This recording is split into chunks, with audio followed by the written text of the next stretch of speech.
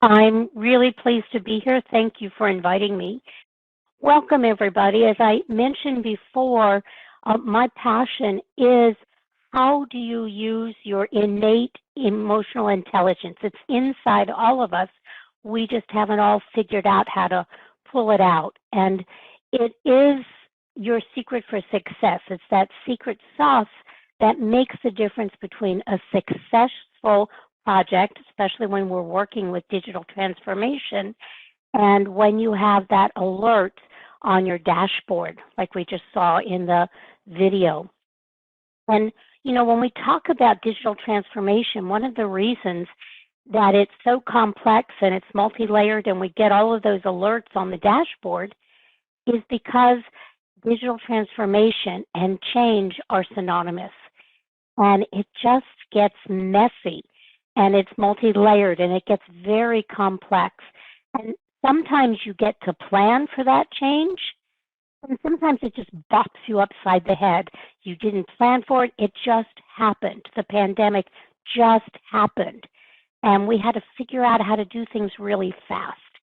And we did. But if you do get an opportunity to plan digital transformation, you need to look at two sides of the coin. And in my brief introduction, I mentioned that there's technology, which is the easy thing to focus on because you can touch it and feel it and you know how tricky it is, and there's lots of options that you need to select from, and you have ranges, and you need to fine-tune things and set up, your cybersecurity, and those choices are out there and they're tangible. What really makes a difference are the people involved. Because the people, and as you're working with people, it's not so tangible. I've always, how many of you go, if it just wasn't for the people, this would be really fun. People make it hard. And, people also make it good. People make it the reason why you want to come to work every day. And that's where we start to talk about digital transformation, especially, and project management as a whole. It's not a solo sport. You can't be like the surfer and find the perfect wave and just ride it in on your own.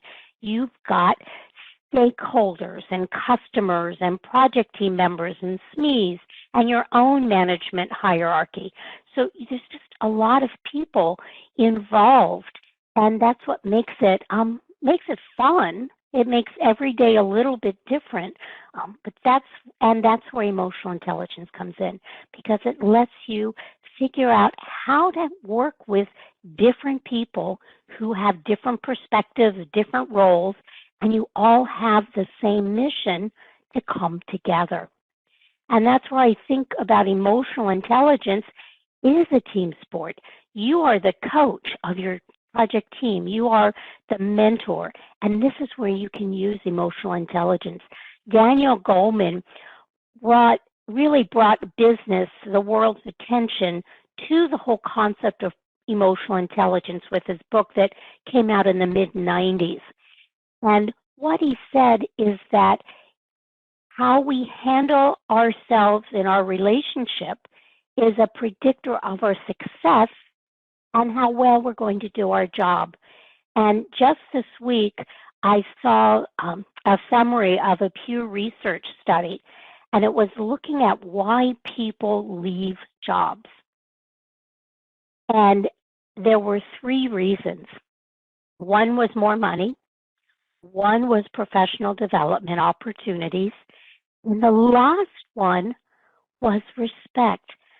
57% of people cited lack of respect in the workplace as the reason they were leaving.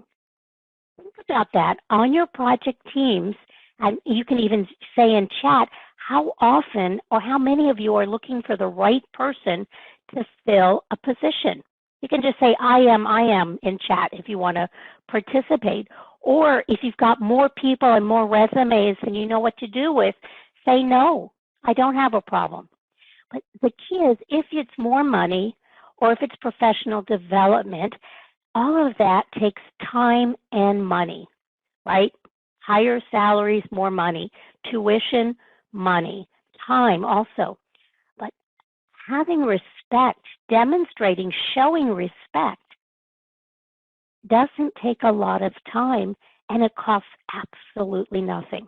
And so as we work through today, I want you to think about when you ask, well, how do I become emotionally intelligent? And I'll tell you, you pay attention and you show respect. Those very simple. If you ask me to go deep and unpack it, I can talk for 20 hours and I won't be finished. But if you just want the cliff notes, we'll pay attention and show respect for your colleagues and coworkers. And then as we start to get involved with emotional intelligence, I want to take a step back because I also hear people talking about, oh, she has too much emotional intelligence. He doesn't have enough. They need to build more in emotional intelligence. And so my question is, how many of you are familiar with the story of Goldilocks?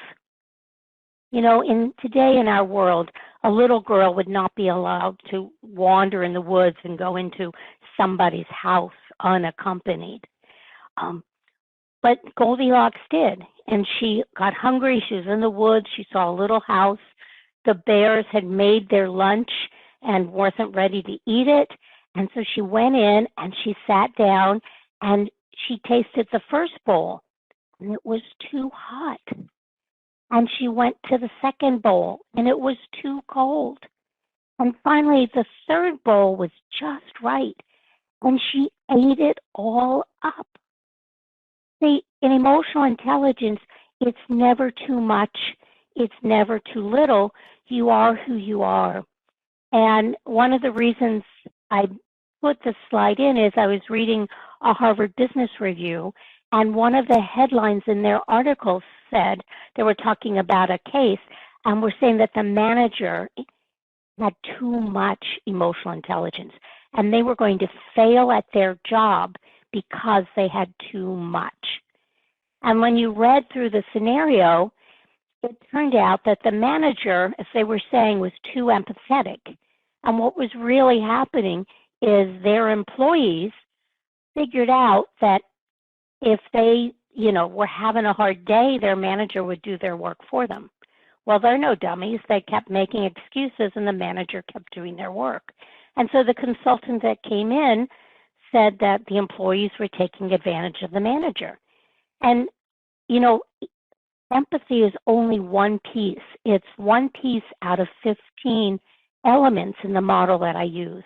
And so that's why I kind of get passionate, because you are who you are and everybody has a different level of these traits, and it's a matter of balancing them out as we got to get used to where my forward arrow is. And I also, part of my personal philosophy, my soapbox for emotional intelligence, some of my colleagues utilize it and frame their emotional practice on the individual, and you're reflecting on how you see the world and how you're going to react to the world. And when I look at emotional intelligence, I see a very action-oriented tool. And there is a quote by a science journalist, and she said that emotions are not feelings at all, that they are a set of body-rooted survival mechanisms that, that's in your gut. That's that survival mechanism where you're not sure why you're hesitating, but you're hesitating. And that's what's in your heart. That's your heart and your gut. You know something. You should do something, you don't know why. You should not do something, you don't know why. And then what happens is you filter that up to the logic part of your brain. Some people discuss that amygdala back here, your dragon brain.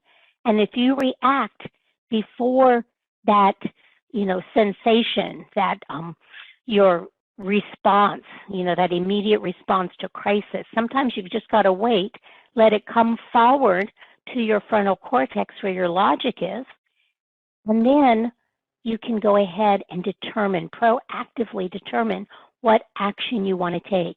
And the lungs are in the middle of this because in order to get the thought from your heart, your gut to your brain, figure it out, and then you act, you probably should breathe. When you take those 2 deep breaths, it gets oxygen to your brain, so you're thinking more clearly. And also taking those breaths, if it's a crisis mode, other people may be freaking out also. And that just lets everybody else take a breath, and you're sort of demonstrating that behavior. So as we start to really look at using your emotional intelligence as a way to drive a situation. In fact, I like to think about it when you talk about putting emotional intelligence into action, or I like to use the phrase emotionally intelligent people. It is about balancing behaviors and choices so that you as the project manager would look at the situation, assess the people involved, assess the scenario, and then you choose how you want to react to that situation. How do you want to behave to create that positive, constructive environment? And that's where because that enables you. It enables you as a project manager because you cannot change anybody else's behavior. You cannot change the stakeholders. You cannot change someone who reports directly to you or that subject matter expert. You can only change your behavior. And so as you change your behavior, hopefully you're demonstrating some good behavior, and eventually other people will start to model you and start behaving. But good behavior, or behavior that you want to see, starts with you. And I mentioned that I use a model for emotionally intelligent workplace behavior. And Susan Parente put in speaking about grateful leadership and an attitude of gratitude are critical for team and project success. And that is absolutely perfect. And if I can use Susan's comments to sort of shape this discussion, that in the model that I use, it's the EQI 2.0 model. It has 5 layers. And up until just recently, I put it in a stack. And then everybody thought it was kind of linear. But it's really 5 areas of behavior that will intersect, that you'll use some pieces at different times. It might even be kind of circular, just like the observation, troubleshooting, and that it constantly goes in that circle of identification, exploration. You figure it out, and then you monitor it, and it happens again. So on the first level, that's your perspective. And that's how you're viewing your mission, how you're viewing the world, and how other people view you. It's how you show up and how other people see how you show up. And so think about it as a project manager. This is your project that you have to complete. It's your mission. And along with that mission to make it happen, you have stakeholders, project team members, subject matter experts, customers. You have the person who pays the bill at the customer, and you have the users. So all of those people are part of this, and they each have a role that they need to understand how they all fit in and work together. And that brings us to the second level of self-expression. I like to say message clarity, because you need to scope your message, shape your message, so not only does it share the information that you want to share, but you also have to shape it for each person so that your intention is received by the other party. So how do you, first of all, create a clear message, and then how do you adapt that message for the people to hear what you want to impart? And that leads us right into the next level about the people. The people, that third level, is called interpersonal. And it's how you bring all of your team members, all of those stakeholders together to execute the project. I like to call that playing well in the sandbox with each other. But it's really how you motivate, how you get people to work together, how you handle feedback. All of that goes into that people execution part. And then, of course, the fourth level is stress management. Bad things just happen. None of us plan for it. None of us, I guess we should budget for some schedule lapses, but none of us budgeted for the supply chain issue that's happened in the last year. And resilience is how quickly you bounce back from those unforeseen circumstances. And then once you've kind of righted the boat, you've figured out, that you're okay, here are two scenarios, then you need to come up with that solution. Which of the which of the solutions are you going to choose and implement? And that's where you get into decision making and problem solving. And the next few slides are going to unpack each of them. But this is why I like the 5-level model so much, especially working with project managers, is that it really walks us through what is it that we're working on, how do we communicate the message, how do we bring people together to complete it.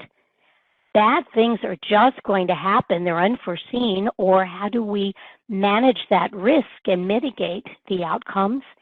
And if they really do happen, how are we going to work together to create a solution? And so this is the basic of when I speak about an emotionally intelligent project manager creating this workplace that people want to come to. And that goes back to the respect and gaining buy-in and really creating a team. This is one way to do it.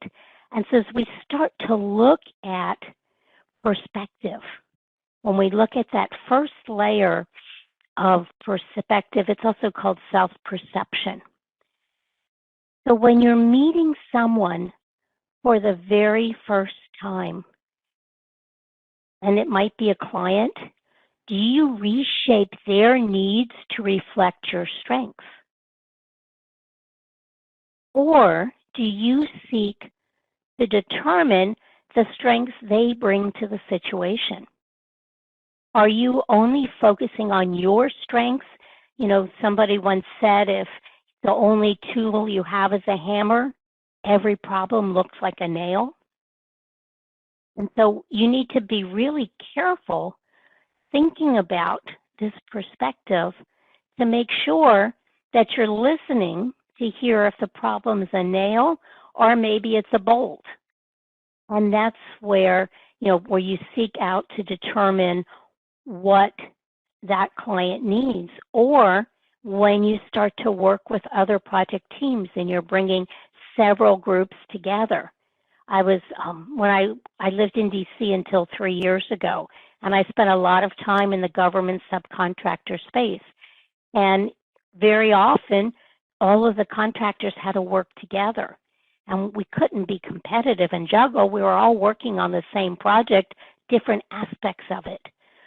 So if we were going to bump elbows and be competitive and try to show off for our strengths, we may not be servicing our client very well. And so it behooved us to step back and look at how we could all work together, those strengths that the other party brings to the table. And that can be within your customer. I'm sure all of you, when you talk about complexity, I worked on a 10,000 station integrated voice and data system.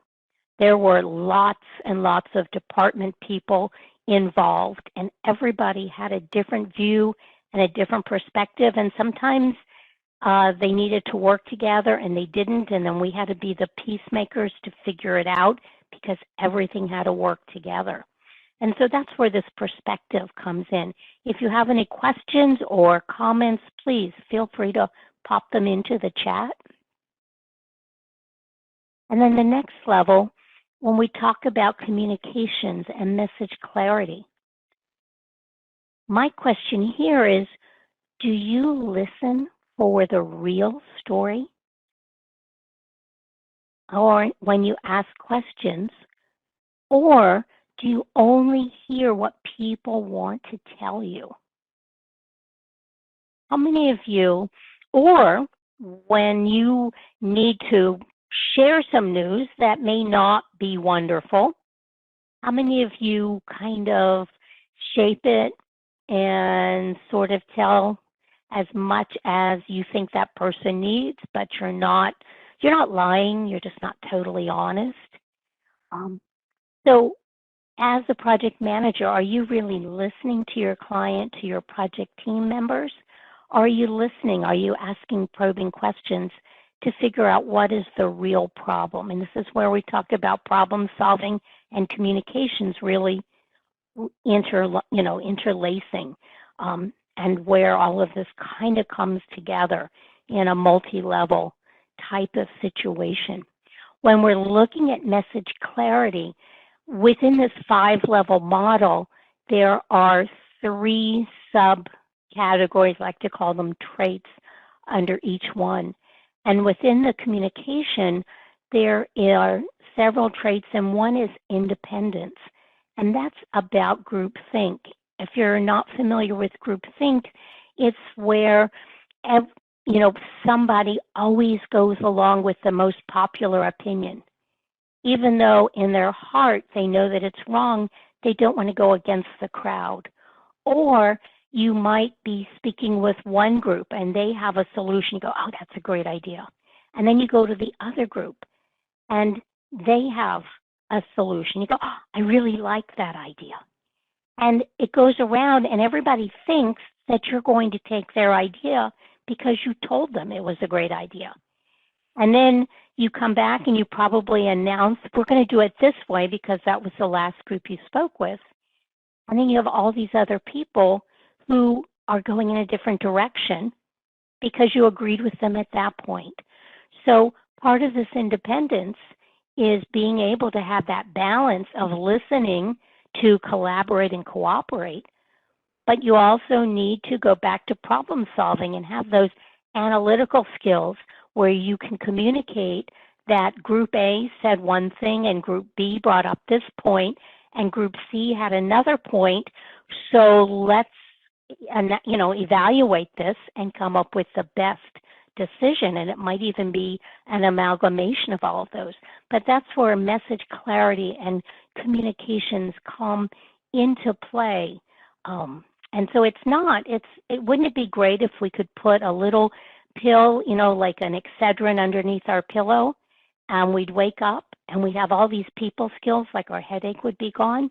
It just takes practice. And even if you've practiced, the situation changes and, you communicate, you say something and you just wish you could pull those words back, or you send an email and the minute you hit send, you go, or, you wrote it out and you didn't mean to hit send and, I don't know, you just bumped your cursor and off it went. So there is a secret about not addressing it till you're 100% sure what you want to say could be seen by anybody. But that's why communications is really, really important. And then I mentioned the people. When we're talking about the people and how you bring the team together, it's really important that you have that community, that you have a group of people that can give you open and honest feedback, and that as the project manager, you can facilitate some of that feedback. It's so very, very important. So one of the questions I like to ask is, are you comfortable asking for help? Project managers are supposed to know it all, right? It's really hard. How many of you out there like to ask for help? You can say, I do. I don't mind asking.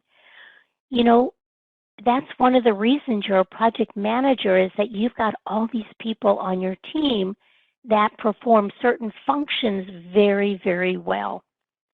Now, on the other hand, if I ask the question, how comfortable are you offering help? I bet every single one of you will raise your hand. Let's see. I've got no problem asking. I manage teams of experts. Isn't that great? Thank you, Susan. That's when I go back to that 57% and being respectful. You know, when you have that team of experts and you can depend on them and you can, you know, say, I value you, I need your opinion now, you know, that all comes back through it. Or one of my favorite stories is not necessarily asking and offering help. Sometimes it's just offering a listening ear. When I wrote my book, A Project Manager's Guide to Becoming a Leader, the best part of it was I got to go back to all these people that I really respected and ask them questions and ask them what was their motivation? What would they recommend to new rising leaders? How would they mentor them?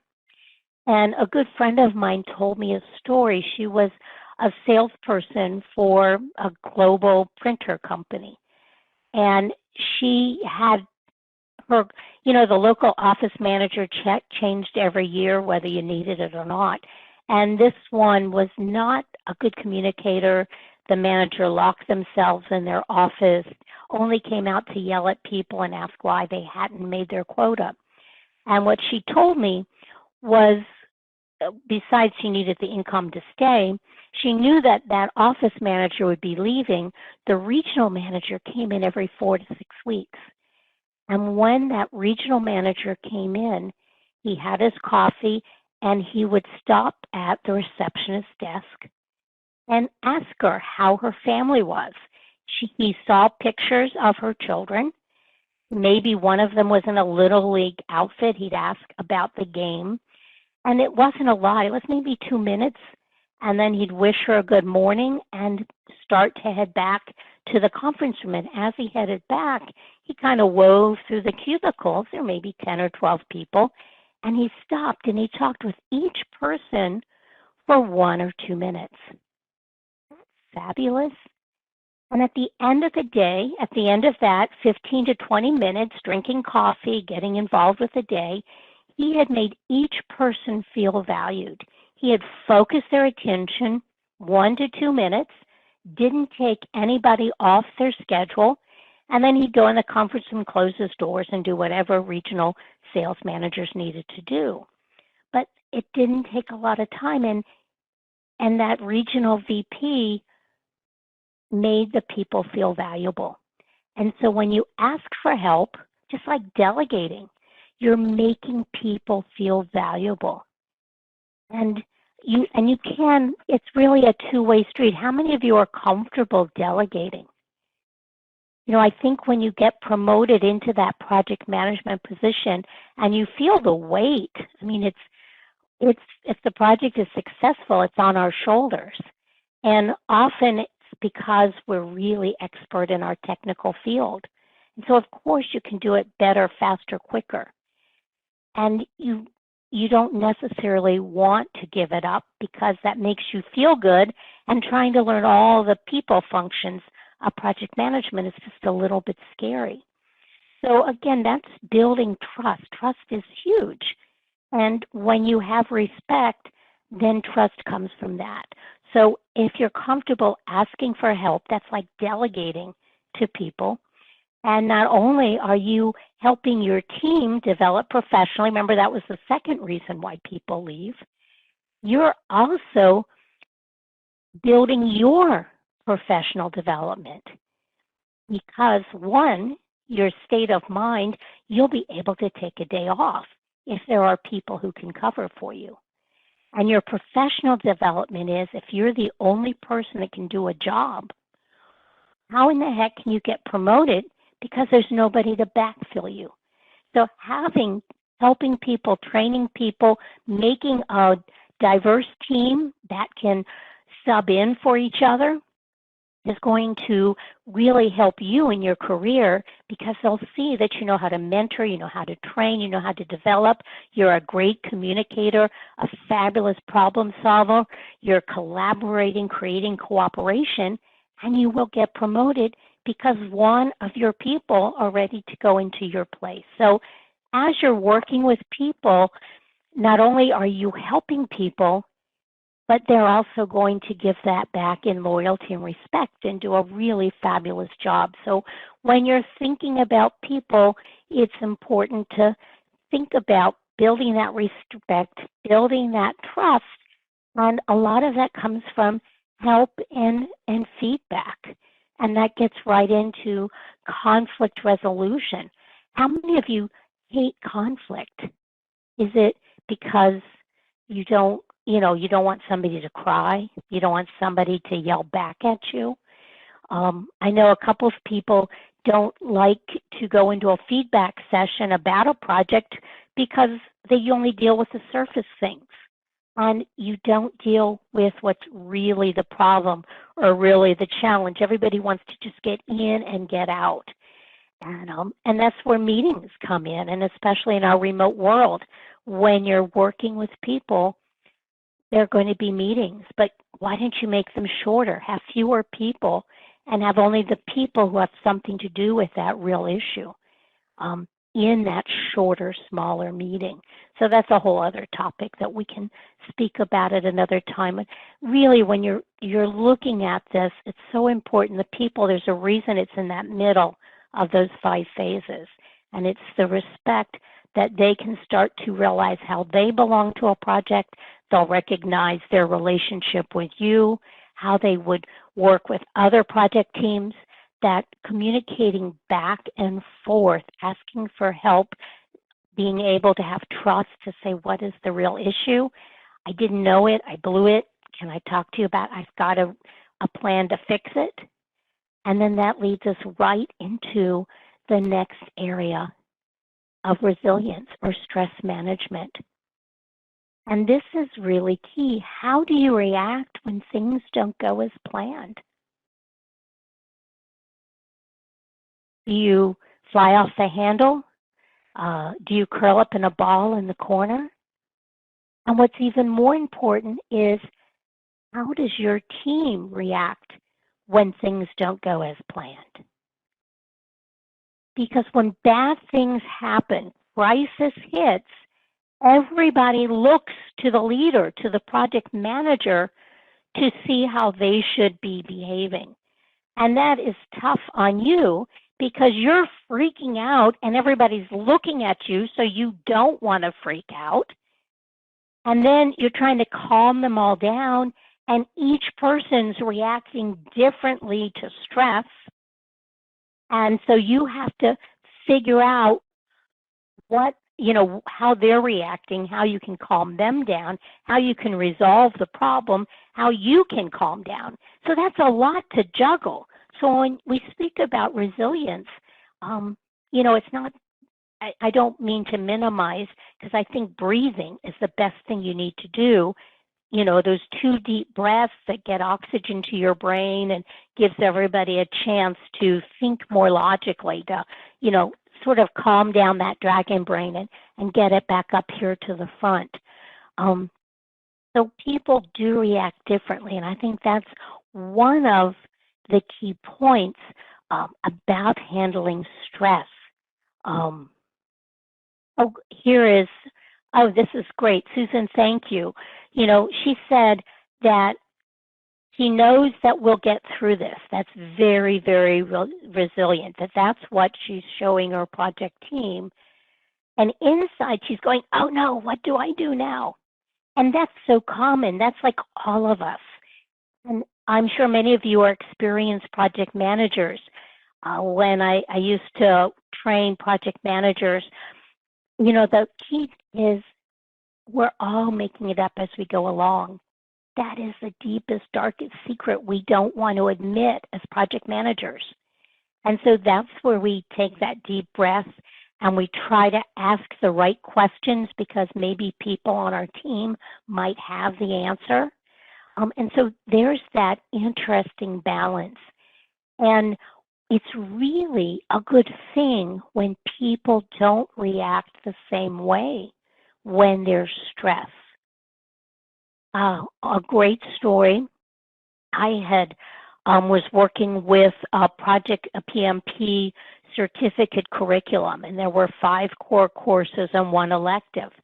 And I got, it was wonderful. I wrote a class, Emotional Intelligence for Leaders. And there was someone in my class who was the CEO of a a federal government startup, and that firm provided IT services to the federal government. Now there was a challenge because the CEO came to the class because his IT folks were all busy out on company assignments. So I was kind of curious how he could come and get all the knowledge to pass the PMP exam. But he participated, he was active, he was a fabulous student. And I saw him at an industry event a few months later, and he told me that my workshop was his favorite out of the 6 classes that he took. And I said, oh, well, thank you. I'm not fishing, but can you tell me why? And his response was that the class was Wednesday, Thursday, and he had planned to go back on Friday and fire his admin. I was like, oh my gosh, why? And he said that his admin just didn't get it. And I said, get what? And he said, the urgency. She just didn't realize the urgency of our business. Like, ooh. And then he said, what I learned in your workshop was that different people handle stress differently, that they react to stress differently. And what he did is, she was really good at her job. It wasn't like she was taking money or anything. I could fire her tomorrow, or I could fire her next Friday. It wouldn't hurt anything. And so he observed her behavior. Remember that balance of observation and choices? And what he realized is, a federal government subcontractor, there's always excitement and challenges and things going wrong. So while he was jumping around and getting angry and yelling and banging his desk, the admin was going back to her desk very calmly, finding the person who could resolve the issue, and had contacted that person before the manager had calmed down. And then when he calmed down, the situation was already taken care of, and he didn't make the connection that his admin had made all that happen.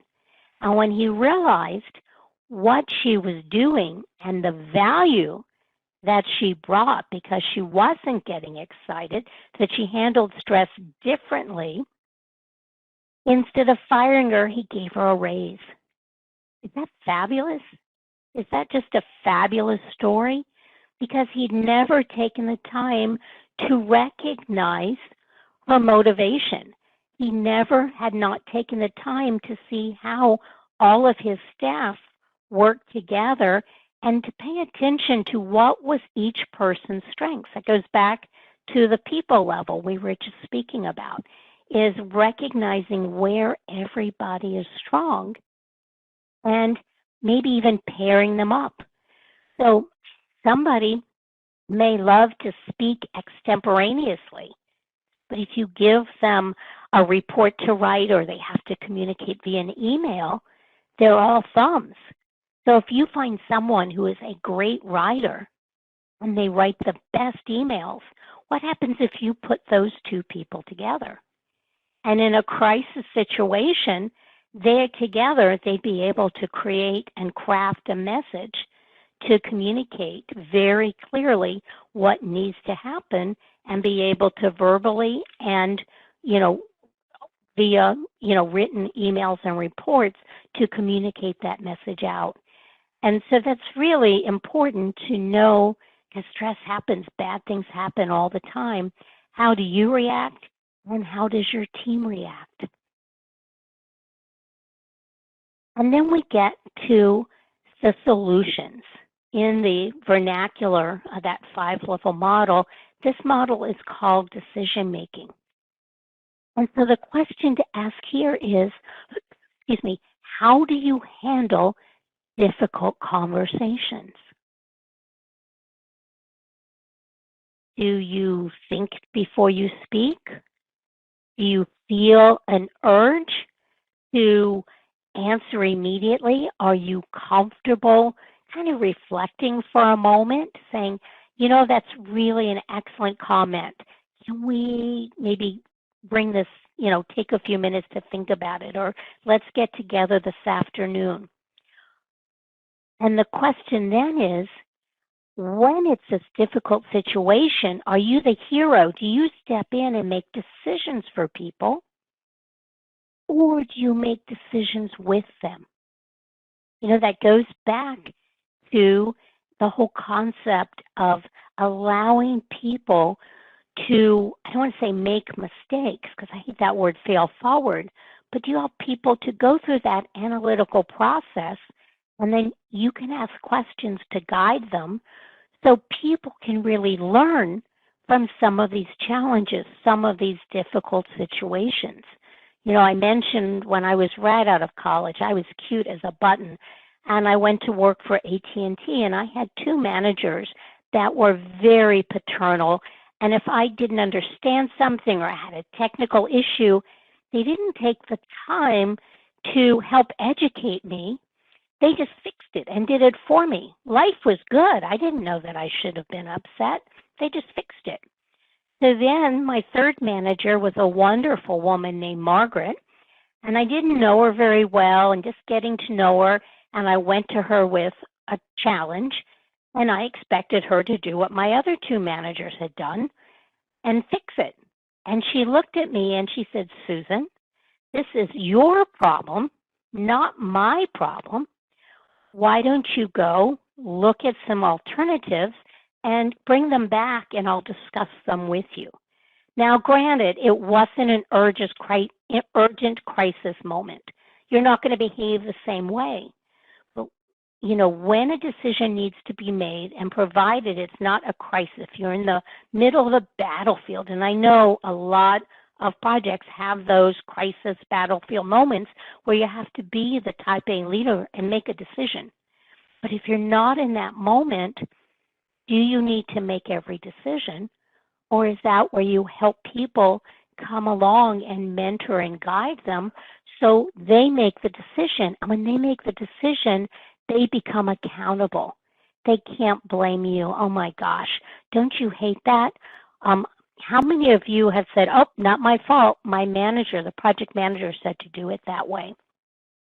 And, that's where part of it is standing up, that independent communication thinking, that if I was making a decision and you had a feeling that maybe I didn't have all the information, and perhaps not in front of the whole team, but after the meeting or on the side, could you pull me aside and did you have the confidence to say, "Susan, I don't think you're considering the whole situation"? And so creating that safe space, a lot of people are talking about psychological safety these days. So part of that solution finding is creating that safe space that you can have those difficult conversations and people aren't afraid to participate. And you want people to be respectful. And, I wouldn't stand up and say, "That's the stupidest idea I've ever heard." But you do want to have those collaborative, cooperative conversations. And when you start to look at this decision making, I mentioned there are 3 traits under each of these 5 levels. These 3 traits are problem solving, impulse control, and reality testing. And you have certain, I mentioned you can have too much or too little EI.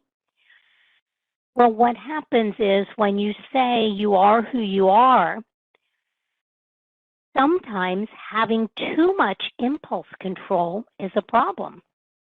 Because if you really need to solve creative problems, you need to be able to think outside the box. So I'm working with a mechanical engineer now, and he's been promoted into management, and he's in a situation where he has to figure out solutions to fix things when they break. So when we ran through his assessment, his impulse control level had a lower score. He was less engaged. It was less developed. On the other hand, his reality testing and problem-solving traits were very well developed. And so he needed to think outside the box, and he had that reality testing that he could look at it and say, that's going to cost too much money, it's going to take too much time, whatever, it won't meet code, whatever that balance is, that reality testing. I like to call it the bridge metaphor. How many of your parents ever said, if your friends jumped off the bridge, would you jump too? I know I said it to my kids. So, I like to say, so I might think about jumping, but if you've got that strong reality testing, I know it's going to hurt, so I don't. And so everything is about a balance. When you look at this, you don't want to be all the way over, very well developed, because an emotionally intelligent person is balanced. And that's what makes you a good person. That's what makes us human, is we all have strengths and we all have vulnerabilities. And the key is to figure out how to use those strengths to pull the good things, to look at what are the good things about all of that. And are there any questions up to here? We've talked about the 5 levels. There was a self-perception, how you show up, how you view yourself in your role, how other people view you in your role. We talked about the self-expression, the communications. How do you make sure that the message that you intend to communicate is received with that same intention, or does it get crossed over? Are you really actively listening to what's going on so you can make some good decisions based on accurate information? The 3rd level is the interpersonal, the people skills. How do you bring people to execute? And really listening, paying attention, asking for help, delegating, understanding what motivates you and what motivates them. Just because you're motivated by one thing doesn't mean that everybody else is motivated by the same thing, or that because you perform a task in a certain way, that other people may not have a different way of working through that task, but the outcome is the same. And so, looking at some areas are extremely precise and you need to do it exactly this way. Other times it's not. And then we get to stress management. How does that stress work? How do you react? How do your people react? Even coming back to, do people bring their problems to you? Does somebody say, Cindy said this and Joey said that, and they want you, like a mom or a dad, to settle their argument for them? So how do you go ahead and bring people in to manage that stress? Not only is it unforeseen things that happen that are external, but it's also the people inside that you're constantly needing to balance that stress. And that goes right into problem solving. It's the problem how people are getting along. Is the problem a technology decision you've got to brainstorm to make? And oh my gosh, problem solving. Let's see, I heard we assume everybody's motivated by money, even though the person's making this assumption is not motivated by money. Yep. And, and it goes back to that Pew study, thank you, Susan, where 61% of the people said they left because of money. 61% of the people said they left for lack of professional development, and also that includes promotion. So that wasn't exactly total salary. It's kind of in the middle. And then the third one, 57%, which, 4 percentage points is not great, left because they weren't valued as people. And, that's so important. And part of that value, if we're looking at this fifth level of problem solving and decision-making solutions, is looking at how people like to problem solve. There are people like me who I love flip charts and sticky notes and colored markers all over. In the Zoom world, remote world, I love the tools like Miro that let you kind of make sticky notes on the fly while we're in, a Zoom or WebEx room. And then there are other people. My husband's an engineer. He likes to take a step back, and he likes to analyze the problem, and he does. He needs to work. He's a wastewater manager. If he messes up, the water is bad and people die.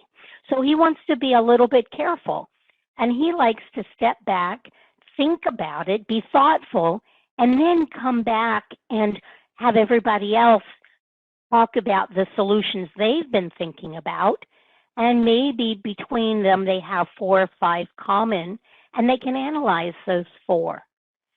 So both ways are good, they're just different. And so as that project manager, how do you blend different problem-solving strategies?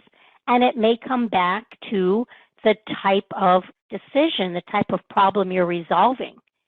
And if it really needs that specific analytical thoughtfulness, then you might guide people in one direction. If you need to really think out of the box, then you might want to do the flip chart and sticky note.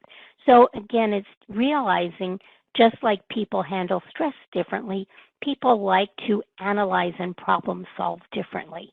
And nothing is bad. However, and I shouldn't say that, and you will build stronger teams if you can recognize that and take that into account as you're leading your team. Remember, leadership is not a solo sport. However, and because it's not just you, it's really important that you recognize how other people are motivated, how they think, what their strengths are. And that's why coming back to this slide about how do you handle those difficult conversations, it's really, really important. And to think about, are you making decisions for people or with them? Now, if you're in a battlefield, maybe you need to make them for them. If it's a little less urgent, then taking the time and making them with them might give you a new perspective. Between that collaborative conversation, you might get even stronger solution than you might have thought for yourself. So it really comes back down to paying attention and being open to some of these solutions that people are having. And we start continuing on with that thought about difficult conversations. Here is an example where I talk about putting emotional intelligence to work. And it's truly a 3-step, you could call it a 4th step, we'll cover that, but a basic 3-step process. If you want an acronym, PPE, sounds good. Well, what the first step is to think about your purpose. And there's a reason why there's a bumblebee there, because bumblebees have one purpose. They make honey. So what is the primary purpose that you want to achieve? What is the conversation that you want to have? What is your goal for the end of that conversation? And then, like many conversations, negotiations, there could be various aspects. various layers that you want to unpack. And so you might want to, it's almost like a negotiation. Maybe you need to work with another project manager. You know, we're always borrowing and stealing resources in today's world where you're never fully staffed and it's so hard to find good people who are good fits, that you might go to somebody with a list of, say, 6 to 8 wants. And if you can prioritize them like these stones, prioritize. You know, there's all these stones on the beach. Can you pick out the top, say, 3 or 4 that are most important, that you really need? You know, the difference between wants and needs? And that's where you choose what is truly, truly important to you. And then that's the first step. That's like part A and part B of the first step. So you've taken some time, you've had that self-reflection. What is the conversation you want to have? What is the end result? Maybe not the specifics, but what is it that you want to leave that conversation with? And then out of all the variables, which one is most important to you? And then the most important part, after part A and part B, you go into the second mode. What are that person's priority? What is the other person who's coming into the meeting? And again, we're not inside their heads. You know, we can't change their behavior. We can only change ours. We can only choose our priorities. What we can do is put ourselves in their place. That's where empathy comes in. And when we have this very small plant, if you can see the root system underneath, that's going to impact how that plant grows. You know, just like the iceberg, the Titanic wasn't sunk by the big, beautiful white mass you saw above the water. It was sunk because of the dark mass underneath the water. And that's where empathy comes in, because you're going to try to put yourself in their place and think about what fears and threats they need to protect. What is it that they are fearful about losing? Is it respect? Are they pushed because they've got 2 other tasks that could get behind schedule if they help you out? You know, it's that kind of give and take. And once you recognize what their fears, what they need to protect, you can have a totally different conversation, because then you can reframe your approach and go in looking to help them as opposed to hurt them. All of a sudden, they're not being defensive. They see that you really are both looking for a win-win situation.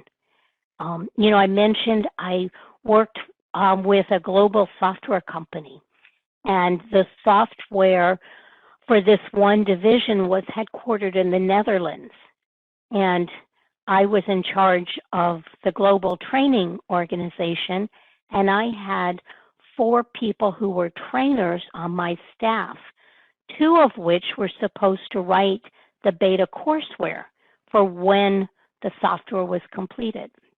And I was on the phone every 3 days bugging this, the manager, the division manager overseeing that software development. When is it going to be done? I was in Washington, D.C. I had to get their schedules freed up. We had to make sure that passports were all together. We had to get travel over to the Netherlands. You know, why are you, I was like, I can't put this off. Why are you putting me off? And he kept putting me off and putting me off. And finally, I went in and I said, John, cone of silence. Tell me why, you know, what's going on that it's not ready? He said, between you and me. I said, no way, but yes, between you and me and the other 50 people on this webinar. He said, the software is going to be delayed. I said, what does delayed mean? How far is it pushed out? He said 9 months. Can you imagine a software release that has been already publicized and touted coming back? It was scary. And here was this man who didn't want to tell anybody because he just felt the whole world that was on his shoulder, and everybody would point fingers at them and he would be responsible. He would be blamed. I just heard somebody shared that blame is spelled be-lame. Is that amazing? You can't point fingers. That's being lame. That's not being helpful or constructive. And so when I said, okay, 9 months, can I ask why? What is causing the delay for 9 months? And he said, I don't have anyone to test the software, and we can't put it out so we can test it. I said, well, isn't there anybody on your staff? And he said, no, I don't have any testers. And he said, and I don't have budget to hire them. And I thought about it, and I said, well, I have 2 trainers that are expert on the original software. Would they be good people to test it? And while they're testing it, there's not a lot to do in this rural village in the Netherlands. They could also write the training while they're testing it. A little bit of, it really wasn't multitasking. They'd have to do the exact same work as they were writing the courseware. And he thought about it for a moment, and he said, oh, that would work.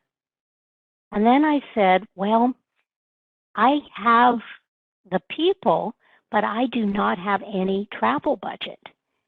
And John said, well, I have travel budget. And so I contributed the people part of the equation.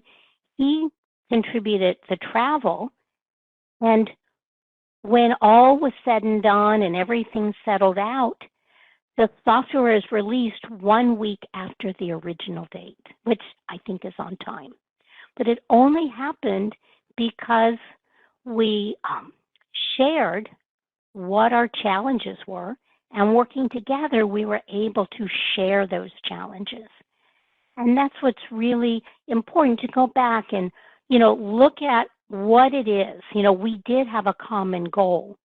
His goal, both of us wanted, because it was the organization success, to roll out that software.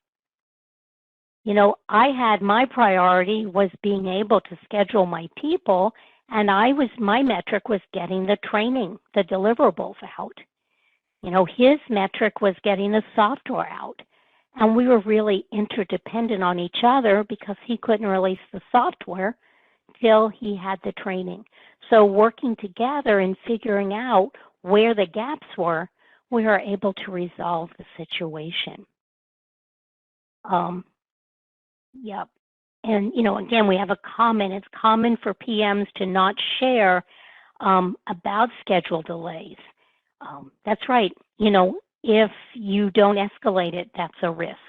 And so as you're looking at risks, that's again about planning. When you see that a risk might happen, who else can help you on your team? Who else within the organization? If you find out early enough, you can shift schedules. You might be able to juggle budgets. The key is being honest. I use that word transparent, but really trusting your team, trusting that whole organization. You may not want to tell your client you're 9 months late, but who in your organization might be able to help you. And so that comes back to recognizing how everybody is linked together, working together, communicating, and being open about the challenges and the stresses. And, John couldn't solve the situation because he didn't have the people. I couldn't help until I knew what the situation was, and then I needed some budget. So there's a lot of interdependencies going on. And that's why this 3 steps may help you get out of that sticky situation. So, think about it. What is the conversation you want to have? What's important to you? And then what's important to the other person? And really approach it from the fears and threats that they need to protect. And then you can go into that conversation as a win-win type of conversation. And that's, in summary, when we start to look at that emotionally intelligence workplace behavior, and we're looking at digital transformation, and it's very complex and complicated, and because technology is changing, I think it's changing every 3 weeks, if not more often, that what you start at the beginning of this 1, 2, 3, 5-year process, depending on the size of the enterprise, you're going to have to be changing the technology along the way. And that's why it's so important to have people who know, who's on first, what's on second, because if you don't know at the start what your role is, how can you figure out what piece of the change do you need to adjust your direction? And, communication, we're juggling, if it's a global project, and even across just the United States, we have, 3 hour, if we look at the Atlantic from Canada, we've got 4 different time zones. If we go out to Alaska and Hawaii, we've got multiple hour time zones. So you need to craft your message. You can't adjust your meeting schedules, looking at different platforms, at different methods of communication, and that's going to help bring that respect, because communicating, having those conversations, just like using people's name, learning how to pronounce their name, is really important as you begin to pull everybody to execute. And then when problems happen, it could be a technology glitch. It could be a union strike. It could be an earthquake or a hurricane, a pandemic. You really have to depend. It takes a community. Goes back to the people.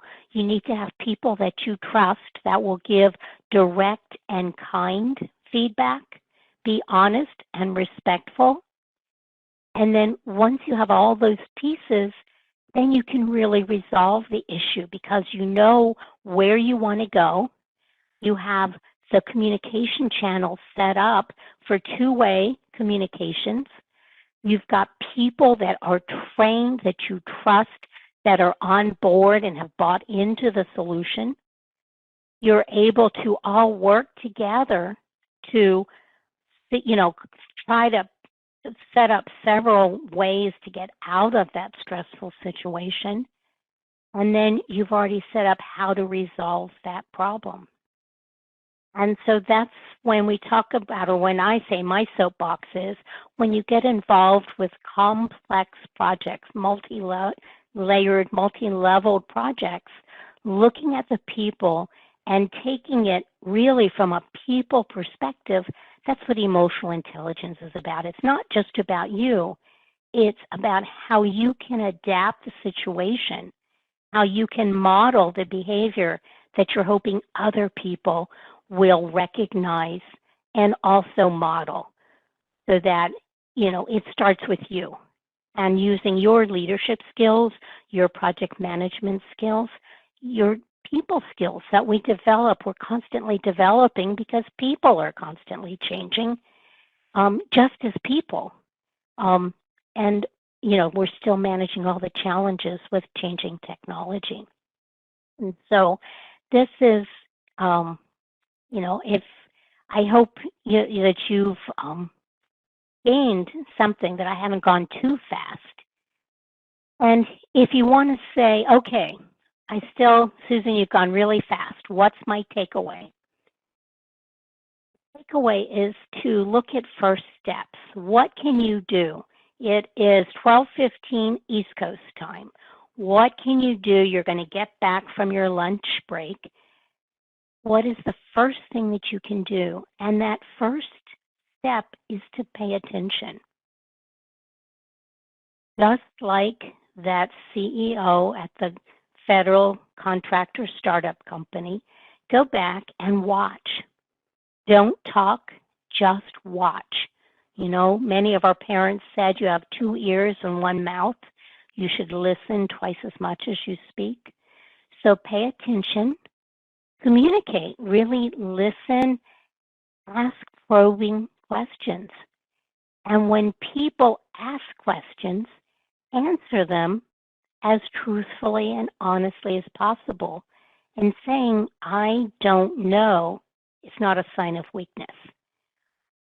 You can say, and I will find out and get back to you. And practicing that attitude of gratitude. Susan had mentioned that in one of the earlier notes. It's really letting people know that you appreciate their effort, that you respect the work that they're doing, you value that work, and you're awfully glad to have them on your team.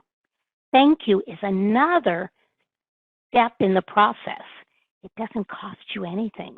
And you don't want to just over pepper it. But when somebody does something of great value that's really important, thank them for it. You know, not necessarily like Little League where everybody gets a trophy. But when people do something well, thank them for it. And at this point, I'd like to turn it back to Susan Soul, and she's going to manage the question part. I hope you do have questions and that you work with Susan and she'll monitor them. And thank you. Thank you for your time and attention. We do have some questions. First, I think you're touching on it a little bit, but just wanted to read it out to you. I would do this while in the office, but find it more difficult now that we are fully remote. How can we use this type of model in a remote environment? Ooh, that is a good question because you do need to work 3 times as hard when you're remote as opposed to being in the office. And I think it's just like you would on the way to the coffee machine, the break room, you might stop at everybody's cubicle and say hello. I do think that you need to have check-ins, casual check-ins, or schedule some one-on-ones once a week. I know people don't want to think that you're checking up on them. Sometimes a phone call over a Zoom meeting might be helpful because phone calls can be much shorter than a Zoom meeting. And I also, it's odd, but people, I don't want to say they're less guarded, but when I'm on a phone call, I can hear the tone of their voice. And when we're in a video, whether it's MS Teams or Zoom or WebEx, I can see myself. See, I'm looking at me and my, and so I'm starting to think about, oh, is my hair messed up? You know, is my jacket askew? You know, what's going on here? So sometimes that phone call might be a good check-in, even having a scheduled time or office hours even that you can let people know that Thursdays from 8 to 11, it's a good time to call you, that you've cleared your schedule and that's going to be your time to answer any questions within the group. You might even say, that's the time I'm going to be calling you. I'm not checking up on you. I just want to make sure that everybody's okay. The other thing what can really disconnect people are huge Zoom meetings with everybody in the group. So if you were used to having, you know, meetings with 20 people, often you might not be on the agenda until 50 minutes into that 1-hour meeting. And then if people go along on a topic or something comes up that no one expected, you've sat in that meeting for an hour and then you haven't even gotten to participate. So what's becoming a best practice is to divide that agenda up into small pieces and maybe let them be 15 or 20-minute meetings. Only invite the people who have something who's that's their focus, and those 3 to 4 people are involved in it. Now, you may want to let people know that this is the conversation's going to be happening, and if they have an interest, they're allowed to, let you know that they want to come and come into it. But that way, time is really valuable, and you can focus on those 3 to 4 people. Because one of the challenges about handling of voice over IP is communications. You only get one line. If you're in a room, multiple people, you're interrupting, you're doing this, you're doing that. So if you can keep your calls to fewer people, you're able to balance that time to talk. And then people can go and do their job and do what they need to do, as opposed to being on a call and where they're not participating. So I think checking in, giving people specific times where you've cleared your schedule so they can connect with you and contact you and plan their schedules, as well as maybe using a different platform like a phone, or setting up, maybe using a Slack channel, or MS Teams have something similar where if something comes up off the top of your head and you want to toss it out to the group, like you might have been in the break room and asked somebody and they said, oh, I don't know, but we can ask Mary. And then you're at Mary's Cube and Charles says, oh, I just heard you. So you can use those kind of channels as well. Is that helpful? I would think so. Thank you, Susan. Great answer. Thank you. We have another question. First, a comment. Thank you for the presentation. Is there any way to adapt our communication when we have an intergenerational team? And I'm curious, and I'm going to hedge that, because when you have an intergenerational team, I'm curious, is it the platform or is it the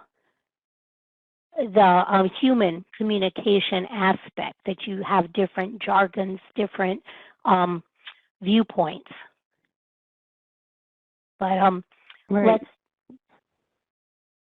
if it's a technology platform, and I'm going to say this as a senior person, I am trainable, but new technology is not innate to me. And I have met several younger people who learn like I do. And so part of it is experience and part of it is learning. So I like to have a piece of paper that I can practice and go through 1, 2, 3, 4. And that I can practice. And then after I've practiced, I'd get online and practice with people. I was part of a group that was trying out some new technologies at the start of the pandemic. Technology is intuitive to them. They do Apple Macs. They're wizards on the mouse. And I just couldn't keep up with them. And when I couldn't keep up, they were exasperated because I was slowing them down.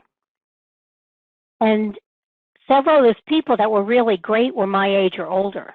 So it was me. And I needed somebody to just slow down and step aside and help me learn the technology. And then I can keep up. So that's one question, is to really offer them, to say, Susan, would you like to practice on the side? We're using this, and I realize that it may not be innate, and that, would you like to practice? Can I help you in any way? If another might even be to maybe have a phone call, look at different ways to communicate. And I think when it comes to communications, some of the things, what is the right word? What is on television? I hate to say pop culture, but I like, when I'm in a Zoom room, I think about an old commercial. It was a Breck commercial.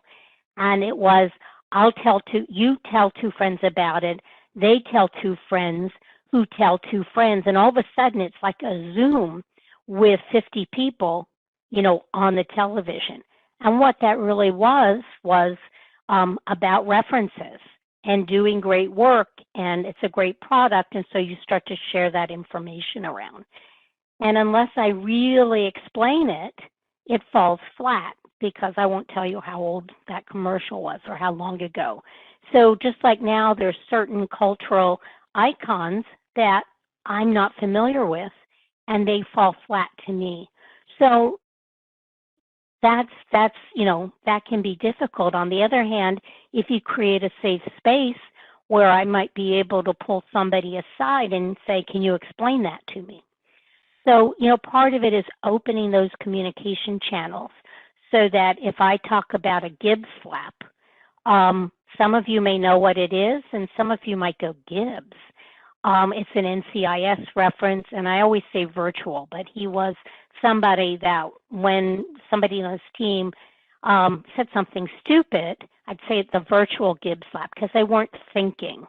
And you do it on the side and you do it verbally, and that's that direct and kind. So I think if you can look at it, if it's a technology challenge, offer to help, offer to practice offline. And if it's some sort of cultural norm or a music reference or something, just talk it out, ask questions, and enable them. Let me know that if I ask about a modern day cultural norm or music or, Netflix movie or series that I just haven't watched, leave it open so that I don't feel stupid asking about that. Thank you to Susan for joining us and presenting with us today. Always a pleasure. Thank you. Thank you.